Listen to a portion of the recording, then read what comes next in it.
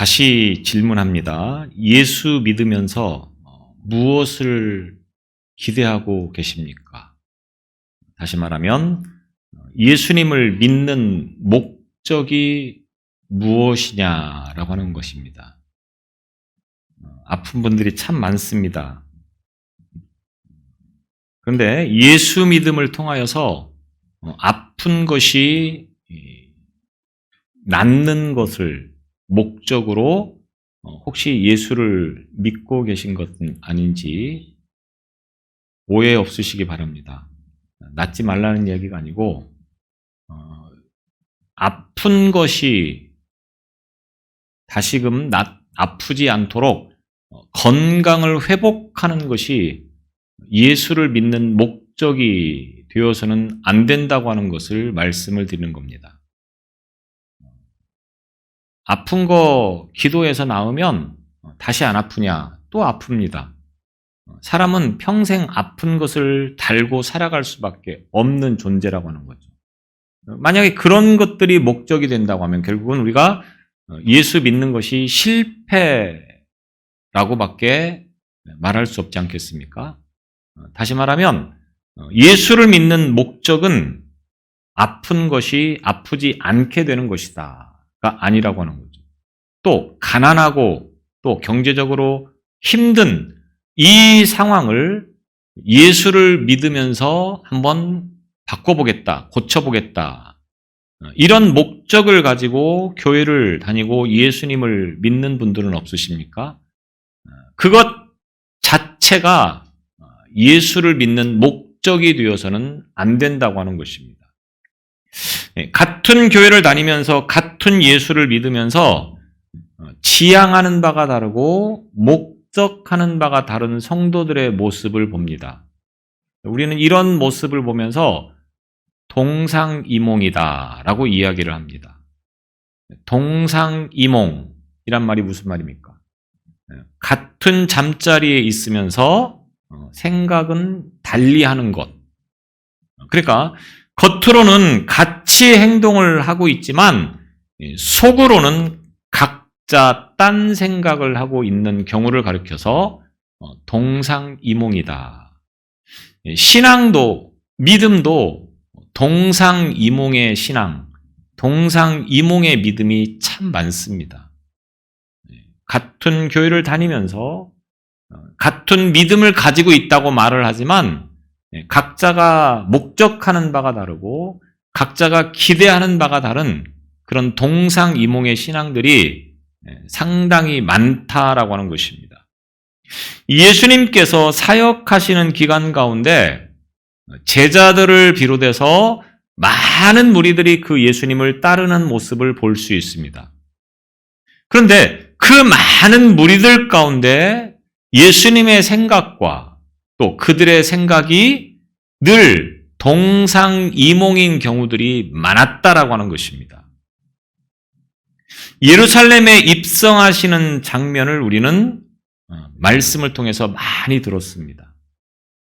해마다 종려주일 되어지면 우리는 사실 이 예수님께서 예루살렘에 입성하시는 이 본문의 말씀을 가지고 많은 설교를 들었다고 하는 겁니다. 그런데 이 과정에서도 역시 예수님과 또 그 예수님을 따르는 제자들과 또 그 예수님의 예루살렘 입성을 환영하는 많은 무리들의 동상이몽의 상황을 목격하게 되어집니다. 예수님께서는 3년여의 공생애를 보내면서 제자들과 그리고 많은 사람들에게 하나님의 말씀을 가르쳐 줍니다. 그리고 그 과정에서 약 3번 정도에 걸쳐서 자신께서 앞으로 예루살렘에 가서 그곳에서 십자가에서 순환을 당하시고 그곳에서 돌아가시게 될 것이다.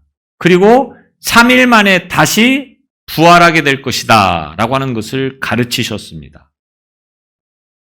물론 왜 이 과정들이 필요한 것인가를 계속해서 말씀을 하셨겠죠.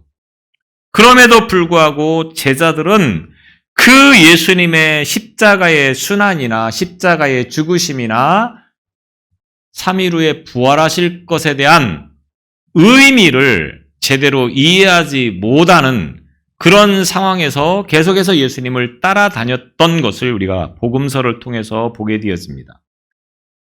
예루살렘에 가시는 것 자체를 예수께서 왕이 되시는 것이라고 착각하면서 그 순간 내가 예수님의 측근에 있었기 때문에 분명히 예수님께서는 나를 어떤 한 자리에 세워주실 것이다 라고 하는 기대감을 가지고 예수님을 따라다녔다라고 하는 겁니다. 많은 정치인들이 어떤 한 사람을 대통령으로 세우기 위해서 열심히 정치 활동을 합니다. 그 정치 활동을 하는 이유는 무엇에 있습니까? 이 사람이 대통령이 되면 나를 어떤 한 자리에 세워줄 것이다. 내가 기대하는 어떤 자리에 나를 앉혀줄 것이다 라고 하는 그 기대감을 가지고 이제 그들을 추종한다고 하는 겁니다. 마찬가지로 이 제자들도 예수님을 왕으로 추대하게 되어지면, 그래서 예수님께서 왕이 되시면 나를 적어도 어느 장관 정도는 한 자리에 앉혀주실 것이라고 하는 그런 기대감을 가지고 예수님을 따른다라고 하는 것입니다. 그런데 예수님께서는 늘 그들에게 말씀하시고 있습니다. 나는 세상을 섬기러 왔다. 나는 소외되고 가난한 자들을 위해서 왔다. 나는 결코 너희들이 기대하는 것처럼 화려하게 왕의 자리에서 세상에 군림하는 그러한 자리를 지키려고 이 땅에 온 것이 아니고 가장 낮고 천한 자리에서 만 백성을 구원하기 위해서 이 세상에 왔다. 계속해서 이렇게 말씀을 하고 있다고 하는 것입니다. 그럼에도 불구하고 많은 사람들은 이 예수님을 향하여서 여전히 자기들의 생각과 그 기대감을 가지고 반드시 그것이 이 땅에서 이루어질 것이라고 하는 그러한 생각으로 주님을 따르고 있다라고 하는 겁니다. 그리고 이제 때가 되어짐으로 예수님께서 예루살렘에 입성하시고 이제 그 입성이 마지막 예루살렘 입성이 될 것이라고 하는 말을 들었던 제자들이나 많은 군중들이 이제는 자기들의 기대가 이루어질 것이라고 하는 그런 생각을 가지고 대단히 환영하는 모습을 오늘 본문을 통하여서 보여주고 있습니다. 그러나 주님께서는 그들의 생각과 그들의 잘못되어진 기대감이 이제는 마지막 이 예루살렘 입성을 통하여서 다시 한번 교육을 해서 그들의 생각과 그들의 잘못되어진 것들을 바꾸어내야 되겠다라고 하는 그러한 마음을 가지고 예루살렘에 입성하시는 것을 우리가 오늘 본문을 통해서 보게 되어집니다. 예수님의 이 땅에 오심은 결코 사람들이 기대하는 것처럼 현실적인 문제를 해결하기 위함이 아닙니다. 사람들이 원하는 것처럼 이 땅에서 좀 더 높은 자리, 좀 더 여유 있는 삶, 좀 더 풍족하고 넉넉한 생활, 이런 것들을 위해서 오신 것이 아니고 순전히 하나님의 나라를 소망으로 삼게 하기 위한 것이 예수님의 오심의 목적이라고 하는 것입니다. 그리고 이 목적을 백성들에게 제대로 전하고 제대로 교육하기 위해서 이 마지막 예루살렘 입성의 과정을 통하여서 다시 한번 말씀하고 있는 것을 우리가 보게 되어집니다. 예수님께서는 해마다 6월절이 되면 예루살렘을 가시게 됩니다. 갈릴리라고 하는 지역에서 이제 사역을 하시다가 이 6월절이 되면 예루살렘으로 올라가시게 되는 거죠. 그런데 이번 예루살렘 입성은 좀 다른 그러한 의미가 있는 순간이라고 하는 겁니다. 왜? 이번에 예루살렘에 가시게 되면 십자가의 그 죽으심을 당해야 하기 때문인 것입니다. 다시는 예수님께서 이 땅에서 육신의 몸을 가지고 예루살렘에 들어가는 일이 일어나지 않는 마지막 예루살렘 입성 과정이라고 하는 것입니다. 그래서 예루살렘 성으로 들어가는 그 길은 예수님의 입장에서 보면 대단히 비장하고 두렵고 떨리는 순간이 아닐 수 없었습니다. 왜? 십자가의 그 고난이 얼마나 아픔이고 얼마나 고통스러운 것인가를 잘 알고 있기 때문에 인간적인 생각으로 할 수만 있으면 그거를 피하는 것이 예수님의 생각이었습니다.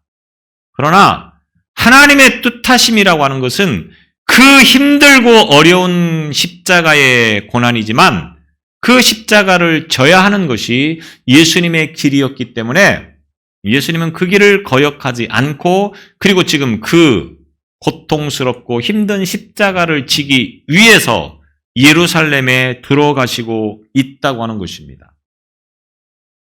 그런데 많은 사람들을 보면 그 예수님의 예루살렘의 입성이 자기들의 기대와 자기들의 생각이 이루어지는 순간이라고 여기면서 그 예수님의 입성을 환호하면서 대단히 반기고 있는 장면을 우리가 오늘 본문을 통해서 보게 되어집니다.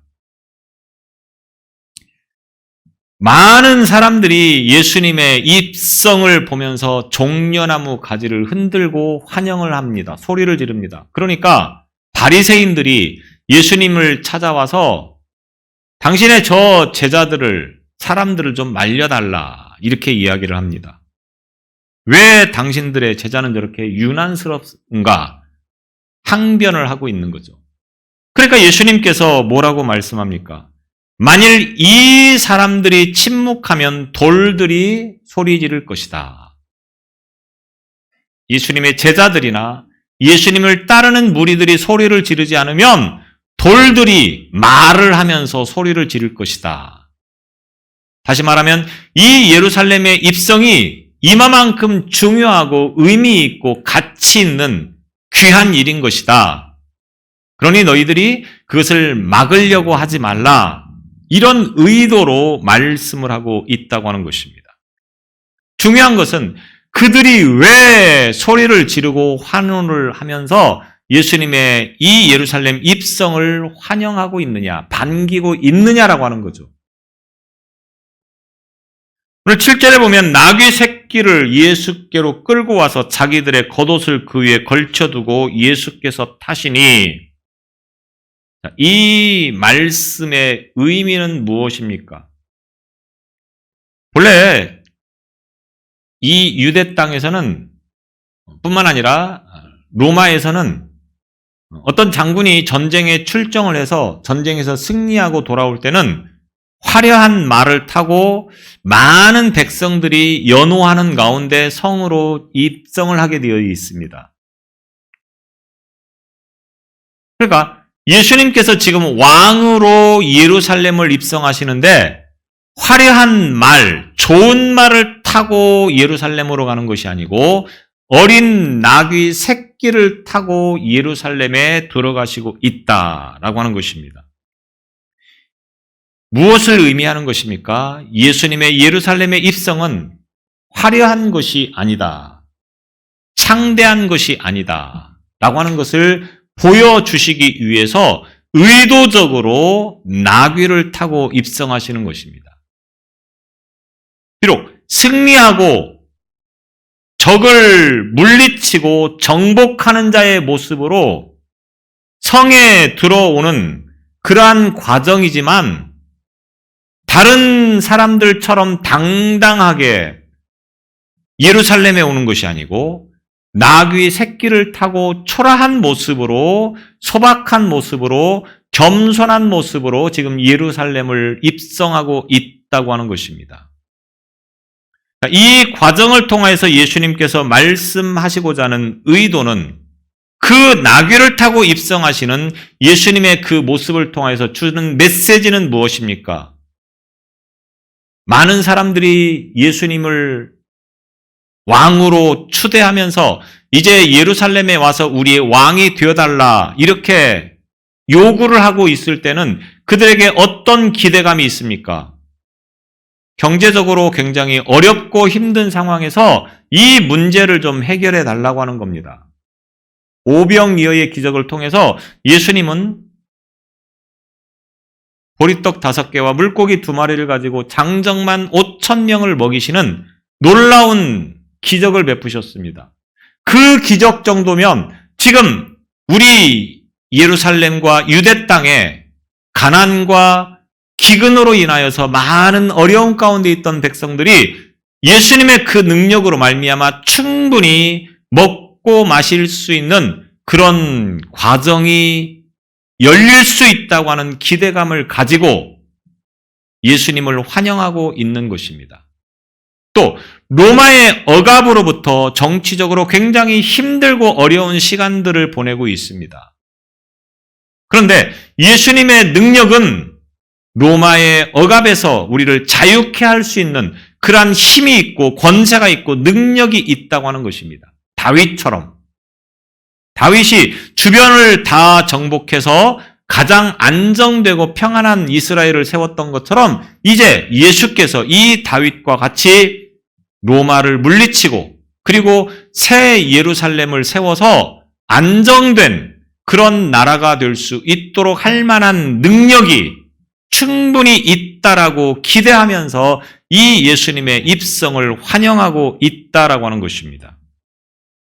그런데 그들의 기대와 바램과는 다르게 나귀 새끼를 타고 예수님께서 지금 예루살렘에 오시고 있다고 하는 것입니다. 너희들이 기대하고 있는 것처럼 나는 현실적인 이 문제를 해결하려고 이 땅에 온 것이 아니다. 나는 모든 사람들이 이 땅에서 구원받는 것을 위해서 이 땅에 왔다라고 평소에 말씀을 선포했던 그 말씀이 다시 한번 그들로 하여금 생각나도록 지금 이 예루살렘 입성의 과정을 통하여서 말씀하고 있다고 하는 것입니다. 예수님은 현실의 문제를 해결하는 해결사가 아닙니다. 더 본질적인, 즉 죄와 사망의 고통 가운데 있는 인생들을 구원하시기 위해서 이 세상에 오셨고 그리고 이제 그 일을 완성하기 위해서 예루살렘에 입성하시고 있다고 하는 것을 말씀하고 있는 것입니다. 이 말은 우리가 예수를 믿으며 현실적인 문제를 해결받기 위한 것이 목적이 되어서는 안 된다고 하는 메시지가 담겨져 있겠죠. 우리가 이 땅을 살아가면서 예수 믿음으로 말미암아 이 땅에 일어나고 있는 모든 현실적인 문제들을 제발 좀 해결해 달라고 하는 겁니다. 가난한 사람에게는 부유함을 주시고 또 여러 가지 육신이 병들고 아파서 고통당하는 자에게는 건강을 주시고 여러 가지 가정에 문제가 있는 자들에게는 예수님께서 이 가정의 문제를 다 해결해 주시고 이런 생각과 기대감을 가지고 예수를 바라보고 있지만 예수님께서는 그런 문제를 가지고 그런 문제를 해결하기 위해서 이 땅에 오신 분이 아니라고 하는 것을 지금 보여주고 있는 것입니다. 예수님의 관심은, 예수님의 목적은, 예수님의 의도는 모든 사람이 죄에서 해방되어서 구원받는 것에 있다고 하는 것을 말씀하려고 하는 것입니다. 오늘 저와 여러분의 신앙의 목적, 믿음의 목적이 바로 여기에 있어야 된다고 하는 겁니다. 또 예수께서는 왕의 모습이 아니라 초라하게 나귀 새끼를 타신 예루살렘 입성을 통하여서 겸손함을 보여주시고 있습니다. 겸손이 무엇인가를 보여주고 있다고 하는 것입니다. 여러분이 생각하는 겸손은 무엇입니까? 흔히 우리가 생각할 때 겸손하면은 무조건 고개를 숙이는 것을 말하는 것입니다. 90도로 고개를 숙여서 인사하는 것이 겸손이라고 생각합니다. 물론 그것도 겸손이죠. 그러나 참된 겸손은 무엇입니까? 예수님이 그 참된 겸손이 무엇인가를 보여주고 있다고 하는 겁니다. 좋은 화려한 말을 타고 예루살렘에 오는 것이 아니고 작고 어린 나귀 새끼를 타고 예루살렘에 입성함을 통하여서 참된 겸손이 무엇이냐? 예수님께서 비록 나귀 새끼를 타고 사람들이 기대하는 것처럼 화려하고 웅장한 예루살렘의 입성은 아니었을지라도 작은 나귀 새끼를, 어린 나귀 새끼를 타고 예루살렘에 오셨을지라도 그 예루살렘에 들어가셔서 한 주간 동안의 삶의 과정들을 지켜보시면 예수님이 어떤 일을 행하셨습니까? 잘못된 것들을 잘못된 것이라고 단호하게 말씀하셨다라고 하는 겁니다. 성전에서 돈 바꾸는 자들, 장사하는 자들을 다 내어 쫓으시는 엄한 꾸짖음을 보여주셨습니다. 또 대제사장들이 잘못 생각하고 있고 잘못 행하고 있는 것들에 대해서 엄하게 꾸짖으셨던 것을 우리가 볼 수 있습니다. 무슨 말입니까? 참된 겸손이라고 하는 것은 비굴한 것을 말하는 것이 아닙니다. 연약한 모습으로 엎드리라고 하는 것을 말하는 것이 아닙니다. 참된 겸손이라고 하는 것은 하나님만을 의지하는 것을 말하는 것이고 하나님의 말씀처럼 순종하는 삶을 살아가는 것을 참된 겸손이다라고 예수님께서 지금 말씀하고 있는 것입니다. 비록 나귀 새끼를 탄 것이 사람들에게는 비굴해 보이고 초라해 보이고 연약해 보이는 것이지만 그러나 정작 강한 힘은 어디에서 나오느냐? 성전에서 잘못된 태도를 보이는 사람들을 내쫓는 것에서부터 참된 겸손의 모습을 우리가 볼 수 있다고 하는 것입니다. 예수님의 예루살렘 입성은 바로 이런 의미가 담겨져 있습니다. 이와 같은 예수님의 입성을 통하여서 우리에게 말씀하고 있는 겁니다. 우리들은 하나하나 예수님을 닮아가려고 하는 그러한 믿음의 태도를 갖추어야 된다고 하는 겁니다. 겸손은 하나님을 바르게 신뢰하고 그리고 하나님의 그 말씀에 순종하는 것에 있다고 하는 것을 여러분도 이와 같은 겸손한 삶을 살아갈 수 있기를 바랍니다. 이와 같이 예루살렘에 입성하는 예수님의 모습을 보면서 사람들이 저 사람을 누구라고 하느냐 이렇게 질문하니까 어떤 사람들이 그렇게 대답을 합니다. 무리가 이르되 갈릴리 나사렛에서 나온 선지자 예수라 하니라. 사람들이 선지자라고 예수님을 말하고 있습니다. 물론 예수님은 선지자이십니다. 그런데 예수님을 선지자라고 말하는 이 무리들에게는 다소 부족한 부분이 있습니다. 예수님을 정확하게 메시아로 표현하고 있지 못하다고 하는 것입니다. 이 예수님을 제대로 이해하지 못하고 있다고 하는 것입니다. 메시아를 군사적으로 정복하는 영웅의 본보기로 삼는 것은 대단히 잘못된 것입니다. 백성들이 예수님께서 이제 예루살렘에 오셔서 왕 위에 즉위하면 그 순간부터 이제 힘있고 권세있고 능력 있는 왕이 될 것이라고 하는 생각을 가지고 이렇게 답변을 하고 있다고 하는 겁니다. 그런데 예수님은 어떤 모습을 보이셨습니까? 로마의 군인들에 의해서 채찍질을 당하고 십자가에서 죽으시는 고통을 겪으시는 모습을 보게 되어집니다. 그러니까 백성들의 기대와 그 의미와는 전혀 다른 태도를 보였다라고 하는 것입니다. 사람들은 예수님을 정치적인 왕이 되기를 소망했습니다. 로마의 그 억압으로부터 우리가 해방될 수 있게 해달라고 하는 겁니다. 또 경제적으로도 우리의 어려운 이 모든 경제적인 문제를 해결해 달라고 하는 것입니다. 그래서 예수님을 세상에서 지배하는, 세상을 굴복시키는 그러한 능력의 왕이 되기를 간절히 소망했던 것입니다. 그러나 예수님은 겸손한 구원자라고 하는 것을 이 예루살렘 입성을 통하여서 우리에게 보여주시고 있음을 보게 되었습니다. 하나님의 나라를 설교하시고 하나님의 나라를 가르치시고 악한 영을 내쫓는 그것이 곧 예수님의 사역이었다고 하는 것입니다. 예수님의 일이었다고 하는 겁니다.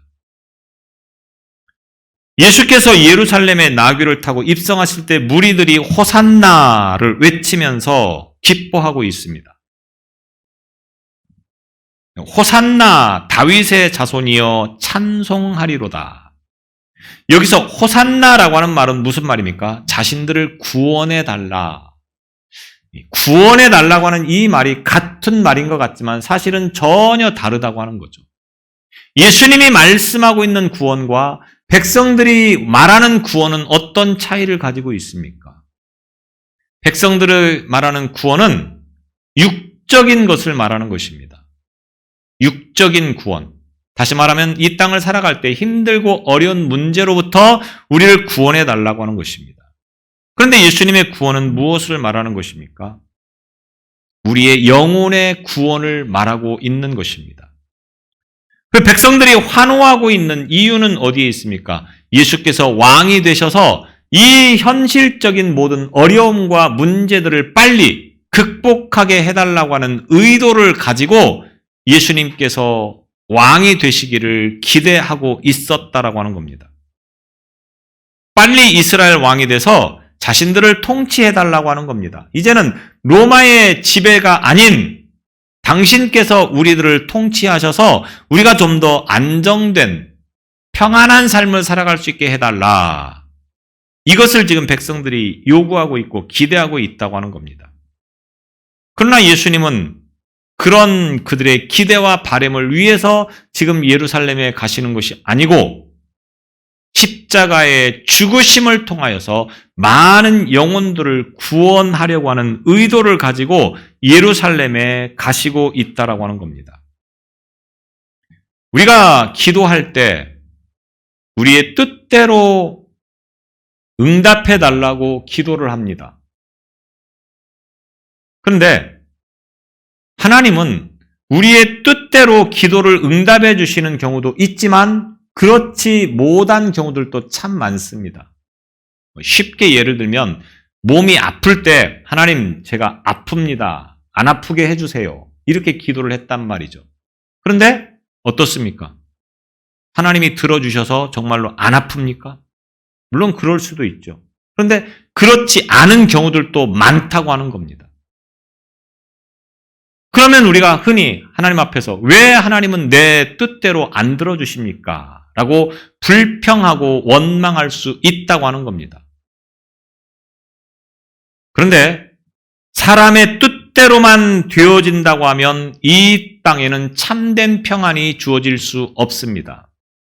무슨 말입니까? 하나님께서 만약에 이스라엘 백성들이 기대하고 원하는 것처럼 세상을 정복하는 왕으로 예루살렘에 가셨다고 하면 그 당시에 이스라엘 백성들은 구원을 받았겠죠. 로마의 억압에서부터 자유를 얻을 수 있었겠죠. 경제적인 어려움에서부터 해결되어서 풍요롭게 살아갈 수 있었겠죠. 그러나 거기서 끝나버리고 만다고 하는 겁니다. 예수님께서 십자가에서 죽으심을 당함으로 인하여서 온 인류가 구원에 이르게 되어지는 이 은혜는 볼 수 없게 되어진다고 하는 것입니다. 그래서 그들의 뜻대로 된 것이 아니고 하나님의 뜻대로 예수님의 뜻대로 하셨기 때문에 오늘 저와 여러분들이 온 인류가 바로 이 예수 그리스도로 인하여서 구원에 이를 수 있게 되어졌다고 하는 것입니다. 다시 말씀을 드리면 내 뜻대로 되는 것이 모든 것으로 다 좋은 것은 아니라고 하는 것입니다. 내 뜻대로 기도해서 그 뜻대로 되어지지 않는 것이 오히려 은혜일 수 있고 좋은 일일 수 있다고 하는 것을 의미하는 것입니다. 우리 뜻보다는 하나님의 뜻이 훨씬 더 위대한 것이고 훨씬 더 좋은 것이고 훨씬 더 가치 있는 것이라고 하는 것을 오늘 저와 여러분이 기억하시기를 바랍니다. 혹 기도했는데 내 뜻대로 안 됐다. 낙심하지 않기를 바랍니다. 하나님은 우리에게 더 좋은 것을 주시려고 하는 것입니다. 이스라엘 백성들의 소원은 빨리 왕이 되는 것이지만 자신들을 행복하게 잘 살게 하는 것이지만 그러나 하나님의 뜻은 예수님의 뜻은 그들과 달랐다라고 하는 것입니다. 오히려 예수님은 그들의 기대와 바람의 정반대로 십자가에서 죽는 아픔과 고통을 걸어가셨습니다. 믿음은 사는 게 아니고 죽는 것입니다. 우리는 믿음을 통하여서 살기를 얼마나 몸부림치는지 모릅니다. 그러나 참 믿음은 죽는 것이라고 하는 겁니다.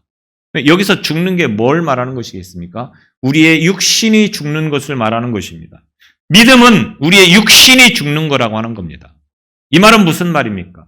영이 살기 위해서는 내 안에 육신이 철저하게 죽어져야 된다고 하는 겁니다. 예수님께서 이 일을 행하셨고 우리에게 이 일을 보여주셨다라고 하는 겁니다. 우리가 죽어질 때에 우리의 영혼이 사는 것입니다. 백성들의 뜻대로 되지 않는 것이 오히려 사는 길이라고 하는 것입니다. 내 뜻대로 되지 않는 것이 사는 길이라고 하는 것을 오늘 예수님을 통해서 배울 수 있기를 바랍니다.